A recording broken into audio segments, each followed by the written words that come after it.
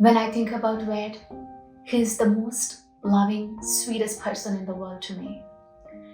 We call him Mr. Cuddles. He just can't get enough love. He's always trying to grab onto me as I go, or he's trying to crawl into my lap. He is very opinionated and tries really hard to express things, though he can't. And that's what that brings the biggest smile onto our faces. I remember waking up from my C-section delivery to a sense of panicking around me, as Wade did not cry immediately after he was born. Very soon, he was admitted to ICU with arrhythmic heartbeats. And I remember going home discharged, thinking the worst was behind us, but it was just the beginning of our journey. Around 6 to 8 months, we knew something was not right about our son. We enrolled him in PT, OT, and many different therapies, hoping he would catch up like most other children do, but his progress was painfully slow.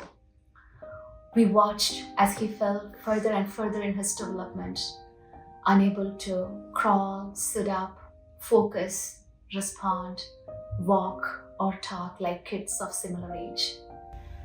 Very soon he started ending up in the hospital every month. Our life was about shock, denial, and sadness. We started searching for answers. We underwent hundreds of labs, many different types of therapies, treatments, genetic tests, diagnosis. But despite our efforts, nobody was able to determine what was wrong with our son. Finally, when Wade was 7 years old, we got a diagnosis.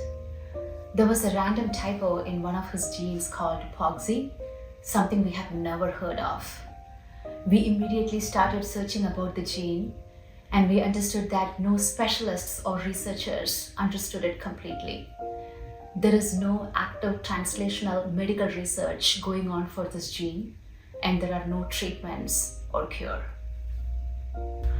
We couldn't handle thinking about the future. It was so overwhelming and uncertain. We didn't even have data that shows how long is he going to live. But one thing I was certain about was we are not going to sit here and wait for the disease to play out. I wasn't sure what I was going to do or how I was going to do it, but if something can be done, I was absolutely going to do it. I immediately applied for drug discovery and development classes with Harvard Medical School and got admitted.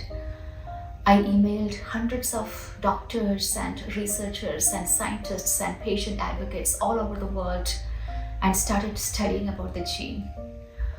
It's tough, but there is hope. There is a very rational, proven pathway to develop a gene therapy for this disease.